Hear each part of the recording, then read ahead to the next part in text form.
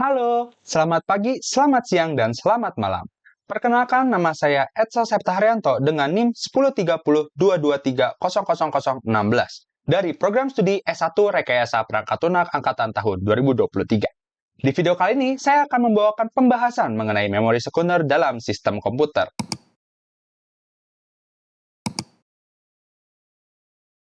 Pertama-tama tentunya kita harus tahu terlebih dahulu, apa itu sih memori sekunder? Jadi, memori sekunder atau yang biasa disebut sebagai memori tambahan ini adalah sebuah perangkat media penyimpanan data yang digunakan untuk menyimpan sejumlah besar data komputer kita yang tidak dapat dimuat dalam memori utama atau RAM, yang kapasitasnya memang kecil dan memiliki sifat yang volatile. Berbeda dengan RAM yang memiliki sifat yang volatile alias menyimpan data hanya sementara, memori sekunder memiliki sifat yang non-volatile alias ketika kalian mematikan komputer kalian, maka data yang kalian simpan akan tersimpan secara permanen di penyimpanan data itu.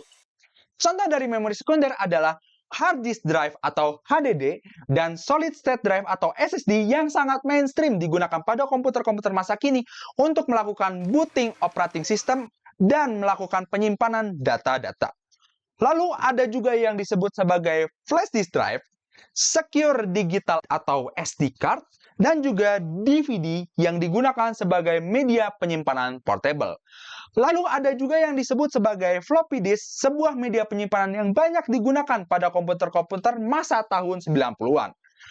Untuk mengakses data-data dari perangkat memori sekunder ini, harus menggunakan yang dinamakan I/O port atau input-output port yang biasanya terdapat di motherboard atau laptop, seperti PCIe atau Peripheral Component Interconnect Express yang biasanya digunakan untuk SSD atau Solid State Drive.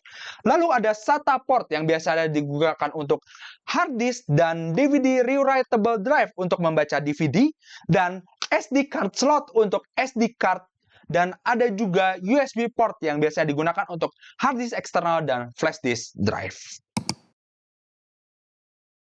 Selanjutnya, saya akan sedikit membahas mengenai hard disk drive. Hard disk drive atau yang kita singkat sajalah sebagai HDD ini merupakan sebuah media penyimpanan data digital yang menggunakan teknologi berbasis piringan magnetik.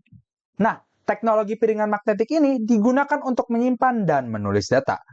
Piringan magnetik ini akan berputar pada kecepatan yang sangat tinggi yang diukur dengan satuan RPM atau revolution per minute dengan standar berputar sekitar 5.400 sampai 7.200 RPM untuk hard disk versi consumer dan 10.000 hingga 15.000 RPM untuk hard disk versi server.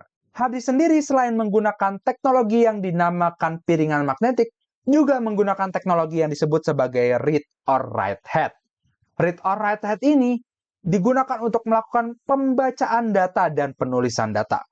Read or write head sangat presisi dan digerakkan oleh mekanisme akuator untuk sampai ke lokasi data yang diinginkan di piringan. Untuk interface penyambung hard disk ini dengan komputer, biasanya disebut sebagai SATA atau slot SATA yang juga disebut kepanjangan dari serial ATA untuk hard disk versi consumer, dan SAS, Serial Attached SCSI untuk hard disk versi server.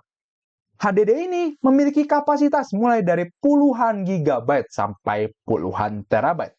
HDD juga dilengkapi dengan cache memory yang berfungsi untuk menyimpan sementara data-data yang paling sering diakses di komputer untuk memangkas waktu akses selanjutnya.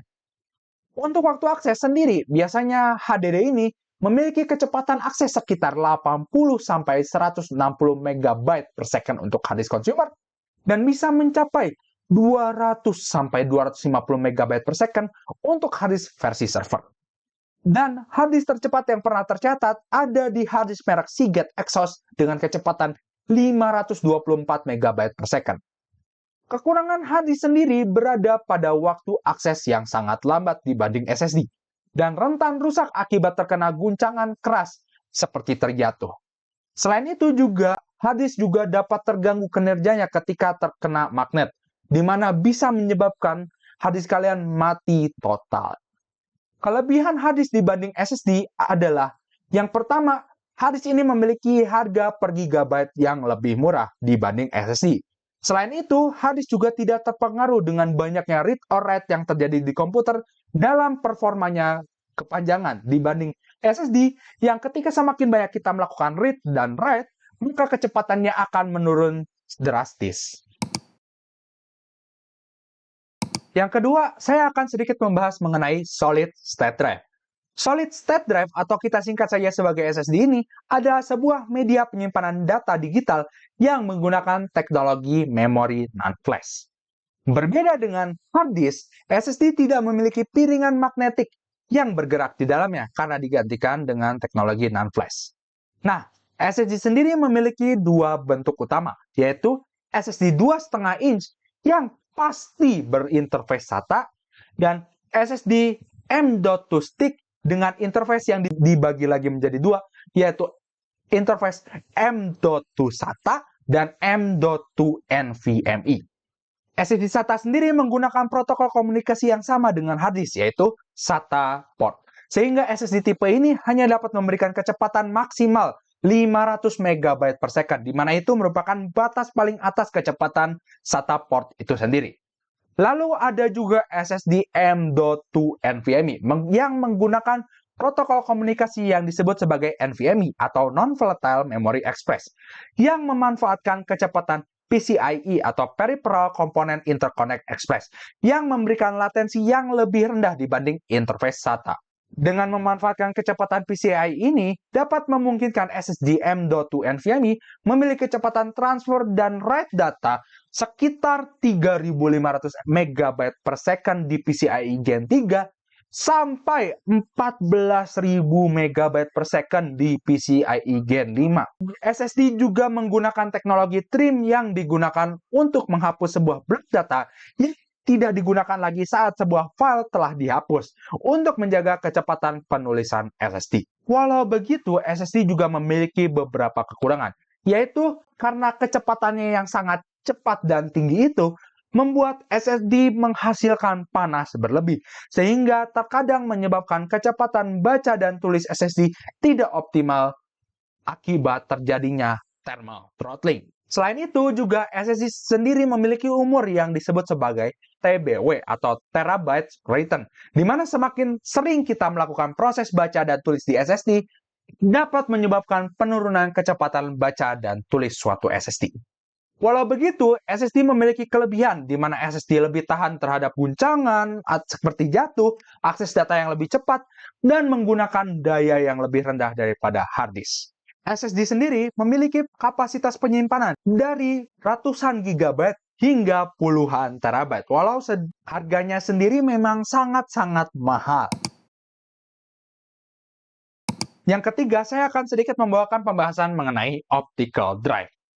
Optical drive adalah perangkat keras komputer yang digunakan untuk melakukan pembacaan dan penulisan data pada media memori optik seperti CD, DVD, dan Blu-ray dengan menggunakan teknologi laser untuk memantulkan cahaya pada permukaan cakram optik yang memungkinkan perangkat komputer membaca atau menulis data dari pola pantulan cahaya.